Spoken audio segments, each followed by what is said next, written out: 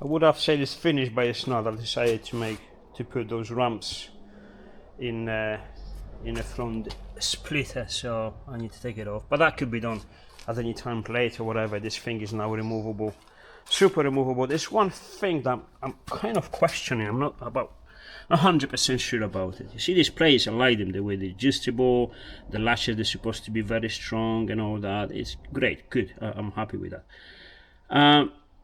I want to make it removable this way because it's just easy, blah blah. There's different ways, but this seems to be the most practical. I may be wrong, I may be right, God knows.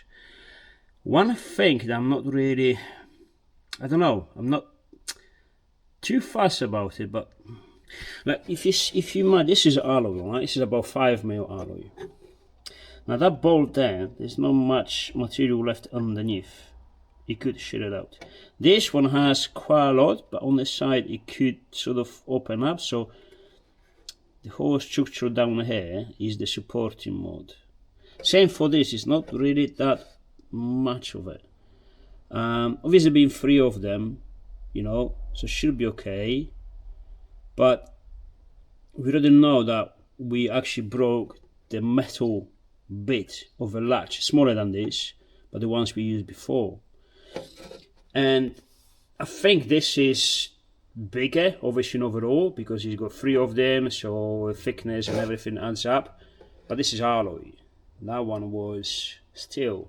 Depending what the alloy this is, this could be as strong as steel, or even stronger in some cases. But I don't know, it just seems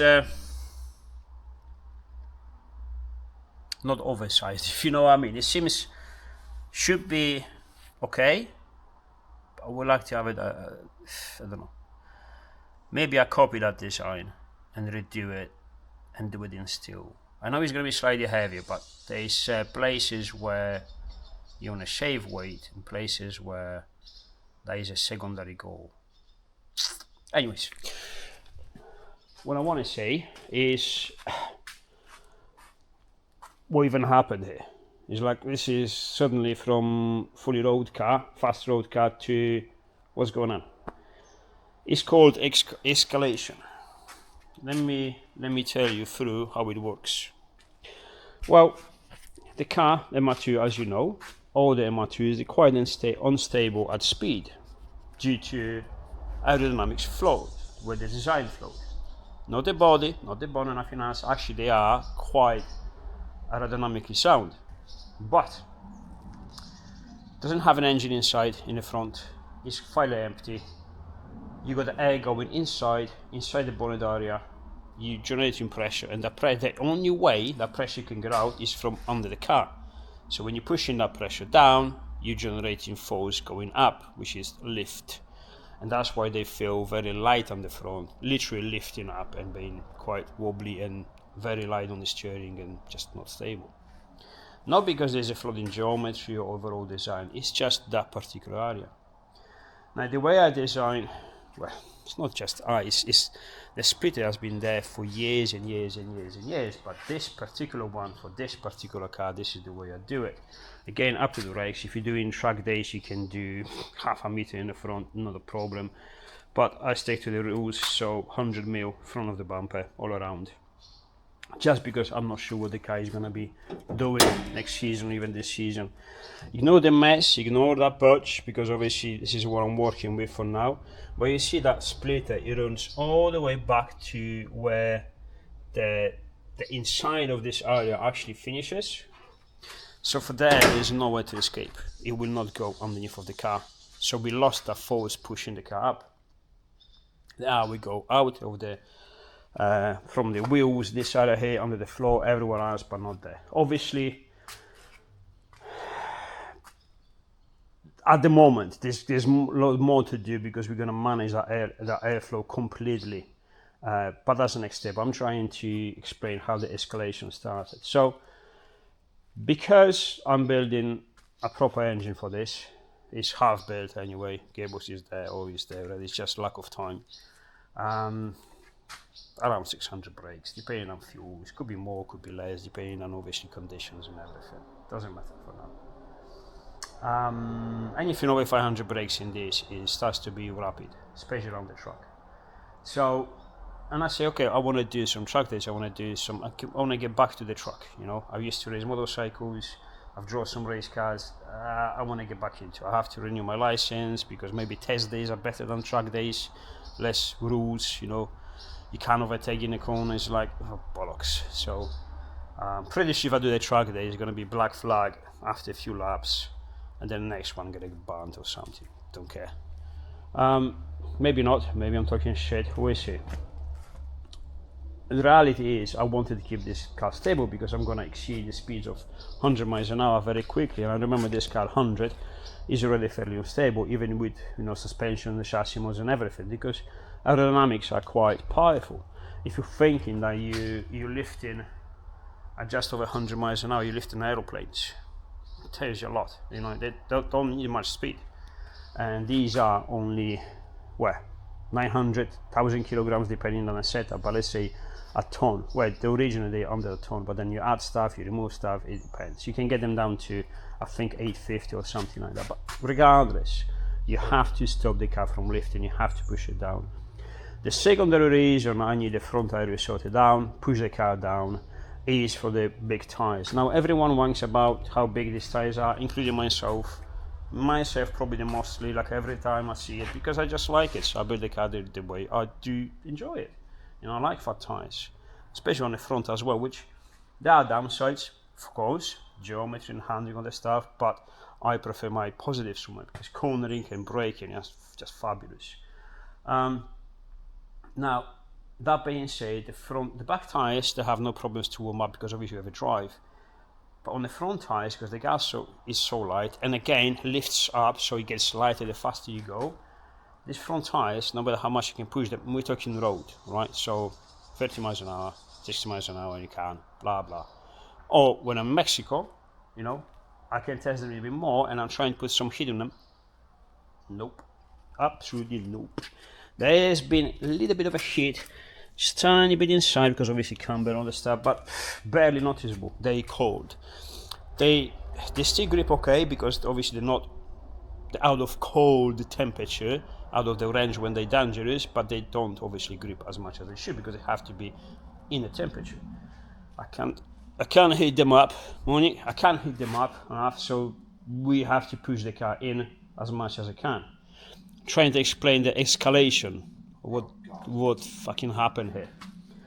So in that regard, I said, okay, I'm gonna put a splitter on because we put it on Steve's car and it worked okay until 175, 170, yeah. And then it got destroyed by the lashes giving up and it went down. You know the story already. Feel it. But don't say anything yet because this is for the video. That's later than this. Yeah, I'll show you what I've done. You can cut them. That's at the end of the video. So I started obviously with the splitter, and then air vents, slightly different because I want to do the heat management, and that keeps the front down. But then obviously, once you've done the front, I'm like, well, it would be a shame not to keep the car down on the back because obviously when you lift, they have a tendency of not snap obviously because that's bullshit, but to lose the back end a little. So you do the diffuser on the back. Now for the diffuser to work, now you have to do the flat floor. Well, now you got the flat floor because if not, that doesn't work. You have to do the side skids because you have to prevent the air from entering inside there and generating a lot of turbulences and ruining that flow that's supposed to make that work. Now, once you got that, you have to get a wing because that's not going to be enough force to contrast the splitter to work correctly. So you put a wing on it. Well, once you put a wing on it, which wing do you put on it? Well, in UK, there's plenty of aluminium ones. Why not? But then some of the circuits, they ban aluminium wings, so you get yourself a carbon one. Well, the carbon one, which one? Simple one, a 3D. Well, once you spend that money, you go in for a 3D one. But once you got the wing, you have to put it on the chassis correctly. So you do the plates to put it on the chassis. Well, where do you put the wing? And you start having all the calculations and all the stuff, and you start, correcting some issues like the pressure zones, low pressure and high pressure zones entering inside the diffuser. So you have to put the gurney flap. Then you study a bit more. You have to put the gurney flap on the back. Then turns up you nice a flap on the back where you see those Ravsky Motorsport. That doesn't fit anymore because that will disturb the airflow from this. There's so much. It's unbelievable. So it started from one thing, just venting the bonnet, trying to split it to full-blown aero now. So that's how escalates everything. One thing has an effect on another, and then those two things have effect on the rest of the chassis. Now, for example, waiting for the springs, because once you put the aero down, you have the downforce. The downforce is, you can measure in kilograms or whatever, is a weight on the top of the car, so your springs and to not to be too soft. So you have to change the springs. Now they're on the way, so the car has, it will be even harder. It means the car stop working on low speeds and it has to go up the speed to work. Anyways, now all that weight added, because you add weight, of course it slows down, and then obviously you have to choose the materials. We're using phenolic plywood, which has been used for, well, since the motorsport is actually active. Even on Formula 1s, all the ones they used to use it because it's efficient, it's cheap, easy to work, etc., but it's still weight added, because the plywood is one thing, but you have to fix it to something, so you have to build the framing. It's all as I showed in the previous video. The framing has to be done obviously for the diffuser and for the splitter, because you have to have parts to attach it to the chassis. No chassis on the market out of road cars are, you know, there to attach your flat floor, your flat pieces. You have to make it. So now as you added all that weight, you have to reduce some of that weight. So you're trying to scrape it wherever you can. Internals, keeping the internals for now, because I kind of want to have it almost like a road car, a bit of comfort. But one big thing on the M2s is the doors. These are heavy, like really heavy. We were surprised. It feels like a Lexus door, not an M2. So I have one, well, I have a pair from Mahoney, my old customer, and I butcher it up. The way I've butchered up, I've removed, well, pretty much everything I've shown you. I wish, let me just put this down here. Do you want to see it? And Steve just arrived, so I'm gonna show you and Steve at the same time. You kept the bars inside, did you? You kept the bars inside? No? Nope. That's why I removed it. I removed everything, including this part here, which is very chunky. And surprisingly, if you look at here, and some of the bits here which I wasn't reaching with the angle grind, you can remove even more, but not much. They're very thick. You know, about 2 mil. Yeah, they're very thick. That's very, very unusual for an M2. Yeah, I can't remember without looking at mine what I removed and what I didn't. I removed the bars for sure. Yeah. But maybe there's something else I didn't remove, maybe. But I'm pretty sure this is lighter than mine. I mean, this could be light, because what I wanted to do, I wanted to keep the standard obviously latch. We're removing the electronics, which I butchered too much, and I cut the thing that holds the cable. I can put it back on somehow. This, it doesn't weigh much. Obviously, the lashes, the hinges, they are the same. Even if you change the doors for whatever, you keep them. So I shouldn't actually weigh them before and after, but they're there. Who cares? It's just difference that we're waiting. All around it, but I left all the seal.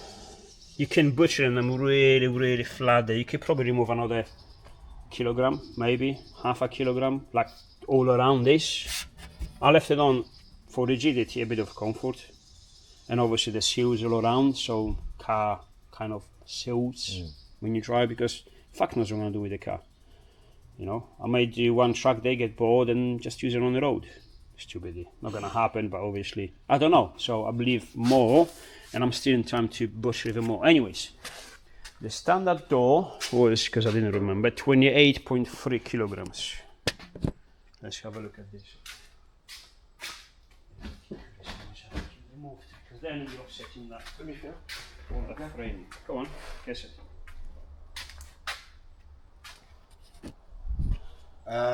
Half or a little bit less. This is about maybe 14 to 16, maybe? 14 to 16, so about 15 kilograms. Yeah, I reckon you saved quite a lot. Keep it sort of balanced. 9.4. Wow, more than I thought. 9.4. Wow. So we removed. I was thinking minimum of 12. But I don't have the mirror. Mirror is here. And so if I put the mirror back on, it'd be, let's call it 10 kilograms with an aftermarket mirror because I like these, but now I don't really have anywhere to attach them. I remove the framing inside. So let's say I removed 10 kilograms. Sorry, let's say this is 10 kilograms in overall. We've removed about 20 kilos. So I removed Of the glass. 18.3 kilograms. 18 kilograms at least, more than 18. So that's 36.6 kilograms. Just from the two doors. These are not fiberglass, they are not carbon. Do you remember how much the carbon weighs? Less, but I don't remember. Maybe It's about. not going to be a lot less, though. No, because they make it to make You it have to strong. make it strong enough, yeah. They make all the internals. Yeah. It's not butchered at this. So metal. So this stronger than it's stronger than carbon. I don't know. I don't understand nothing about that, to be honest. Not enough to explain what is gonna be, what's not. But this is strong enough to be empty. And I've seen the carbon ones. They have all internals. Yeah. I'm not sure if they have the internals to support the standard window and mechanism, or Don't know. you wouldn't. Either way, this isn't floppy. This isn't. Oh, this is solid. This is solid. Again, I can remove at least a 300. Well, I could go down to probably 9 kilograms. It's not even 10, maybe. Either way, 36.6 kilograms. Fuck it, let's call it 37 on my favor. Just make it sure. 37 kilograms. Now what we have to weight is the splitter, the sides, the diffuser, and add, I think it was 4 kilograms of framing that was put on purely for the flat floor support, because the section in the middle I don't count it. That is part of the chassis reinforcement, so fuck it, I stays on that. It's not bad, is it? Offsetting quite a lot. Offsets itself quite well. I'm And really. you've got, obviously you'll be cutting the bonnet for the vent. I'll be cutting the bonnet for the Yeah, vent. I'd say, because the bonnet is, the framing is quite heavy. Have you done it? I've done it on mine, I can't remember what it was. But, I mean, I didn't remove all the framing, but I removed the middle, if you know what I mean? So it wasn't, it's not floppy, but it's removed a lot of metal. Jesus. Because, yeah, aside from the doors, the only two panels that weigh a fair bit is the engine cover and the bonnet. It's not a huge amount, You don't remember what was but I don't remember off the top of my head, no. I can't remember what I did. Is it wafted actually? I can't remember what I did yesterday. Well, only as part of what you're already doing. Because it's easy, because they're only, you cut the frame and the rest of it's like, what do you call it? Like glued to the main skin. So it comes off easy. It's no work. If I remember right, all I did, I kept a lot of it. I think I just removed, I removed this middle bit easy there. And while you won't remove much, that plus the vent will save you a couple of kilos. Well, because the thing is, if I have to, Because you've got no choice. I'm gonna cut from there Yeah. a square. So once in the middle is removed, the ribbing, well, maybe these they do something, but those they I will don't do think nothing. so. I literally on mine, I just went zip, zip, zip, you know, like that. So remove the main ribbon, kept all the edge, and it's no floppier than standard. And obviously, I know with a big hole in the middle, and you're near enough there when you cut the vent, so you might as well. Maybe remove a couple of kilograms Yeah, it's the same with the from them back. Yeah. Maybe. The engine cover. You There's probably not much there, is it? remove more with an aftermarket one, because when you feel that, it's really heavy, but the ribbon itself is not going to take much weight away. I did have this. Oh no, I put it back. Yeah, I don't know. We'll see. But the main thing is the door I butchered, because that's, hey, That's a massive. nearly 37 kilograms. That's a lot, just from the doors. But the beauty of these, if you want to go extreme, all the panels are built in carbon. You can even have them from AliExpress these days, and then people using them, and I said, they're actually alright. The whole bonnet, vented, and everything, all carbon. So those, I'm not sure if they do the bumpers as well. But regardless, No, but they don't weigh much anyway. regardless, bumpers don't weigh much. Body panels surprisingly don't weigh much, so I wouldn't bother, because if you smash a carbon fender, you're crying. If you smash They one weigh of these, nothing. you know, I they don't weigh think nothing. you'll save even a kilo with carbon ones. I wouldn't bother. Those definitely, because if you get just the carbon skin, that will be probably half of this. So you're probably saving 4, no more than 40. Because if these are 10 kilograms now, you probably go down to 5 at least with carbon, I would think. What, removing this? Yeah, probably. You know? Yeah. So that's another 10 of this. So instead of 37, 47. 47 kilograms with carbon dose, that's not bad. Roll cage obviously T45 or chromolytic because the difference in weight is big. So you can have full race roll cage weighing less than a normal CDS bought-in roll cage, which does very little to the chassis. And power to weight makes a lot of difference. I tell you what, off subject of how much this is saving, but on a power to weight thing, saw a video yesterday of a car. Morning. Saw a video yesterday of a Audi A4, I think it was, with an engine making at least the power mine was, if not more. Well, the old A4. Fairly new one, like an B7 or something. One of the last ones they had 180s in. Oh, so like mine, my shape. I think so, yeah. One of the last ones they had 180s in, anyway. Anyway, it was making at least the power mine was, if not more. So on E85, twin wastegate, big turbo, blah blah blah blah blah, fully built, crazy thing, yeah. It was in car from, I think, first gear maybe, or a low gear, for 27. The video was 27 seconds of acceleration, yeah. Got to about 135. My car in 27 seconds did 197. 155. Roughly, not that fast. Is that quattro? I think so. That's heavy. Yeah, but heavy car, like heavy normal, but not even that heavy, just normal size modern car. Yeah. But with 500 and some horsepower. My same car got to like 197 in the same time. It's when I was still a kid, when I used to do track days, on a motorcycle. I had this friend of mine, the guy I told you about, the guy who raced the race car, and he was. We were having an argument with him because he was like, "Look, the car is faster on the circuit as the bike." I was like, "No, you're full of shit." He was right, obviously. I was stupid and young. Now I'm just not young anymore. But he said he prefers to lose a kilogram than gain a horsepower. Mm. It's magnified the lighter you go as well, because you look at like if you do the power to weight calculations, when the lighter the car is, the bigger the deal it makes. I think it's once you get especially it's like you look at like someone like Lee Connor's car, with us weighs like under 700. You do a calculation of knocking off a couple of horsepower, a couple of kilos again, and suddenly the power to weight. Well, because it's percentage. Yes, percentage. Because you're doing power to weight in percentage relation. When the car weighs, let's exaggerate, 10 tons, removing 10 kilograms means fuck exactly, all. If the car weighs 600 kilograms, when you remove 10 kilograms, percentage is huge. It's massive.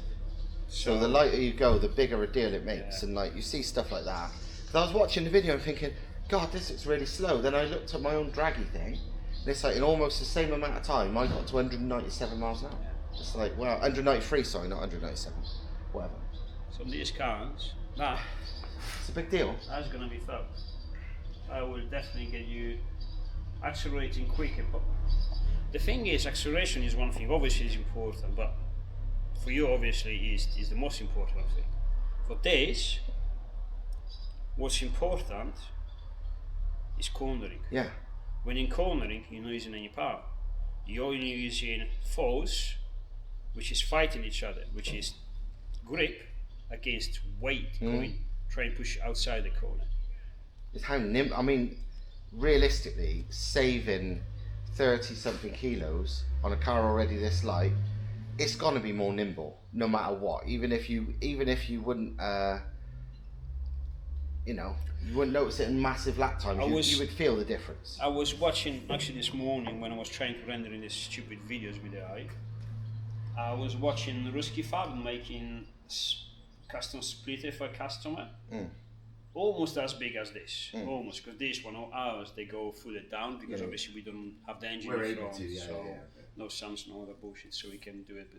But as wide, very similar shape, slightly shorter, and it was about 5 kilograms. And yours was 12? Something like that, wasn't it? Yeah. 5. So you're going less than half. Because obviously that's slightly stronger, so probably don't use so many ribs, so much reinforcement. So you say half. So if this weighs, this is gonna weigh slightly more than yours because it's thicker. So let's say 13 kilograms. That's gonna be another 12 for the midsection, and the side scale is gonna add another 3 each, so 6. Half of that. That's another. Oh, it's a fair bit. There's a fair bit as well. But then it's. But then the moment you go and it's there, a non-serviceable item anymore. Yeah. This is what I was trying to explain. It's like why you using plywood when everyone is using cardboard? Well, not everyone using cardboard. People who can afford, who can work them, who can make the cardboard themselves using cardboard. Plywood has been used even in old Formula Ones. Oh yeah. So it's not a shitty material to use. It's just heavier. But the good about it is peanuts. Yeah. You can have a spare flat floor if you want to. You can't fix it, obviously. Well, you could a little. Cracks but still. You can stitch it up. It's easy to work on it. You can replace it yourself. The way we've done this ones, like yours, Steve's one, for example, he takes the hardware off, put the old plate on a new plate, mark it up, cut it off, which is going to take a couple of hours. Hours probably, yeah. Maybe. Fuck it, whole day. Yeah, if you was being super, super neat and careful, even, whatever. Even if it takes you half day, it costs you, how much was the board? About 100 quid. 100 quid and then you got spare. Yeah. So it's very, very cheap in both ways to build it, to live with it, to replace it. You just got to be realistic with what you can afford to not just buy but to live with, because this is a mistake a lot of people make. Yeah. Is they get they get big ideas, not thinking about the long-term cost of things. Yeah. Like Mark with his RX-7. He's now upset, he's now convinced himself he's getting some Sonos sequential. So mate, that's gonna cost you 5 normal gearboxes plus servicing in the long term. But this is the thing. I mean, he has got some money, so he can afford it more than I ever could. But regardless, it's being realistic with what you can live with. So, it's the same ideology that these cars bring with these engines in. It's not expensive to build them, but it's even less expensive to maintain them, and it's super easy to live with. So that ideology, in my eyes, have to be pursued. That's why I spent half of the time building this area, thinking and overthinking, doing 100 steps forward, how it's going to be to live with. Because if you're not doing this, you've lost the ideology, and it's like, why have you just not gone and wasted even more money buying an Exige or something else? Yeah. Because the whole point of these is massive performance for what you spend. So even if you do spend a massive amount of money, it's still value for that money. So yeah, it would go against it completely. But it's not just the ideology because I like the ideology. No, it's because it makes sense for anybody. And from our experience, actually, especially years ago, you've changed fucking way many cars. You probably changed so many cars as I did with the fucking bikes. Probably. So living with the car is probably more important than the car itself. 100%. If you have, let's say for example, you get gifted a race Lambo, I'm exaggerating. Alright, change something on it. Yeah. This is going to be paying us. So working on the car, using the car is going to be paying us. Offsetting to where you're using the car is going to be great, but then whatever you have to do to it is like, fuck's sake, not again. So you ended up using your piece of shit Mini Cooper S, for example, just on the coilovers, and let's have the brake horsepower because it's fun. Well, it's no different to all these car competitions where you can win a supercar or the money, or whatever. Even if they do have the supercar, they end up selling it because the money and something a bit more that's what I would to live with makes more sense. Because no matter how stupid you are, everyone comes to the same conclusion. it's not viable.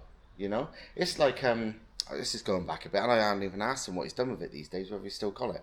Do you remember Ross at Dragon had that GT3 Lambo years ago? He had a proper Gallardo GT3, remember? Yeah, I was watching it. And it's like, it's fucking incredible. But even, it's like, what can you do with it? It's like, even getting a wheel off was like an absolute nightmare because it was centre lock craziness. It was like, and they weren't even normal sort of road going centre lock torque. It was proper race car shit. So you do quickly realise, no matter how good your car is, you've got to be able to live with it. And these are still, you can go very, very far with these while staying.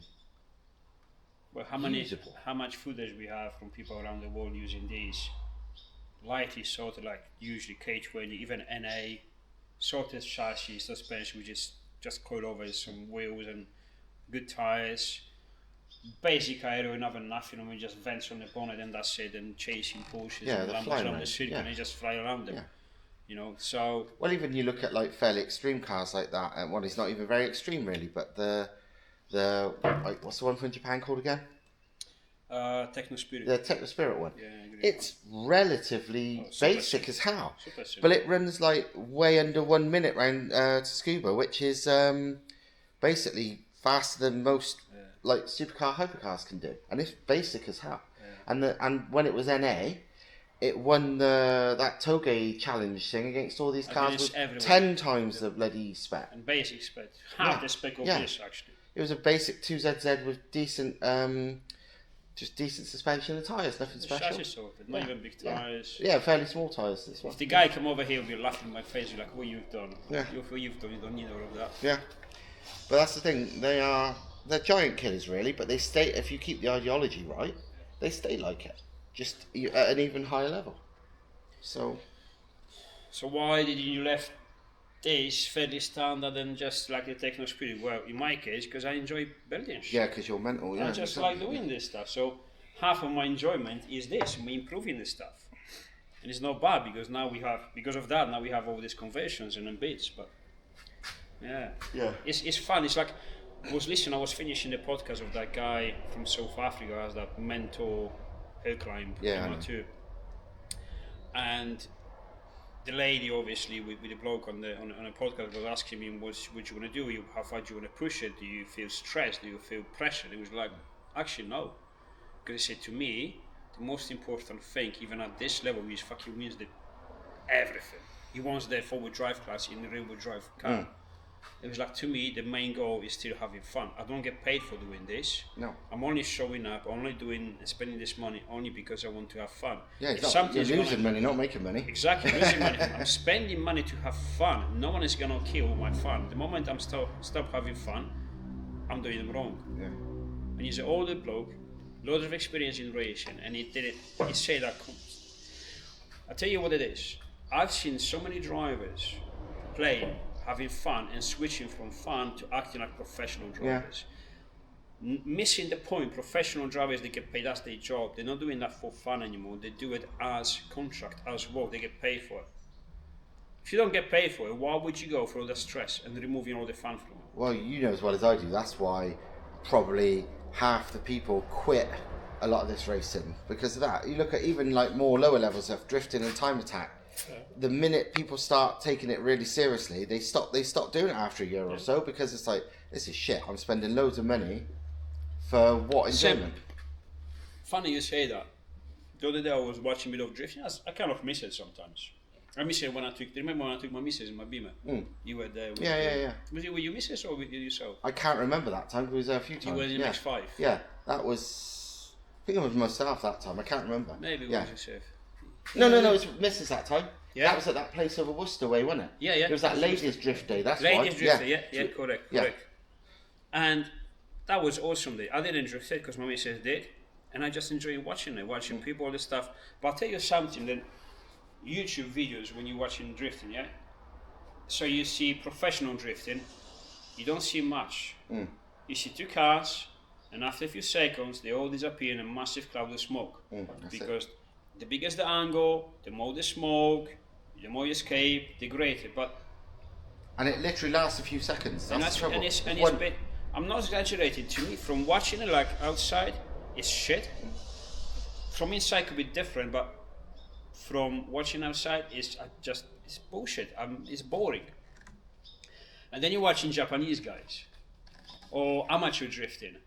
The one you're sending with that mini, that thing, fucking amazing. Yeah. Very little smoke, and every time it's just go quick and go sideways. You're just having fun. No competition, no bullshit, just do it for fun. Million times better. I could sit down there for hours watching. I actually missed it. Yeah. Yeah. And I actually missed it. No, it's true. I mean, I've said before about when I used to go to the Pembury drift days a lot, and sometimes they would be like, near the lunchtime, they're like, do you want to have a little competition, or do you just want to carry on dicking about? And they'd be like, no, for the competition, carry on playing. Because sometimes when we did try the competition, it was like, you'd waste an hour or two of, queuing up for 10 seconds of driving, and it wasn't fun. I won once too. I won £20. Is that worth it now? Amateur racing, it matters. Yeah. It probably matters more than professional. Look at this. Ooh. Professional racing doesn't matter as much as the amateur racing. Amateur racing is us, and it's fun. You can see it. You can feel the fun. Professional is just more stress. Yep. More stress. And the thing is, that stress happens even in stuff that is technically amateur, time attack type stuff. People spend crazy money and then realise that it's just not worth it because they're doing it to win, not to have fun. They're determined to win. Perfect example. Actually, there's someone on my channel. There's a video. I don't know. I think it's 3 or 4 years ago of one of my races. I was chasing a guy who was decent. It was good. I was slightly faster than him. I knew I was faster. But he was doing all right, and he was just flowing nice. I liked it the way he was riding the motorcycle. He wasn't slow. Don't take me wrong. He's a good competitor. Behind him, having so much fun, and I think we were in the top positions. He made a mistake, went straight, had to turn around, come back. What did I do? I waited for the guy. He passed in front of me. He saw me. Was like, "What the fuck he's doing?" I think you remember you telling me about this, yeah, and because you enjoyed following him. And it was kind of fighting for one of the top positions, like top 10 or whatever he was. I can't remember exactly, but quite important, you would say, because you signed for the competition, so you have to win. Bollocks. The way I took it, you remember what I said? I do the competition to train myself because you have a closed, safe environment with mind-like people doing exactly the same thing you want to do there. That's all it matters.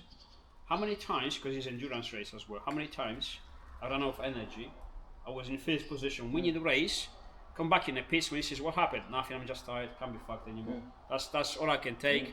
I can do another lap, another 2 laps, but I'm learning nothing now because I'm too tired, I'm going back. Yeah, once you take the enjoyment away. You see the lap time, it's like, no, if you carry this lap time, you win the championship. I didn't care. So what? Which sounds stupid, but that's, once you go through that stuff, you understand. At the beginning, everything is like, no, you have to be professional. Bollocks, you just have to have fun. Yeah. So that's what it is. Even time attack, I probably enjoy time attack. But even like most proper pro paid drivers, they're doing it. Of course they enjoy it, but they're doing it because they're paid to. Nearly all of them, if you get to see them in what they want to do, they just like dicking about. But that's not what they're paid for. No, it's a different thing. You got people like I don't know. Like that, what's his name? Harry. He was from my wing. The wing, yeah, keep that. It's not bad, really. That's Euro, actually, no. Yeah. But you got people like that. What's his name? Harry Rovanpera, the World Rally Champion guy, won it like 3 times in a row, whatever it was in Yaris. Yeah, he did that. But most of the stuff he does these days, he's just dicking about the stuff. He does drifting, he does whatever he fancies, because it's fun. Because fun is fun. Yeah. Everyone likes fun, but people forget that. People see like trophies and think, oh, that'd be amazing. It's like, yes, it might be fun for that minute when you lift the trophy, but it's not as much the drive. The fun is the enjoyable driving. But this is what's also annoying.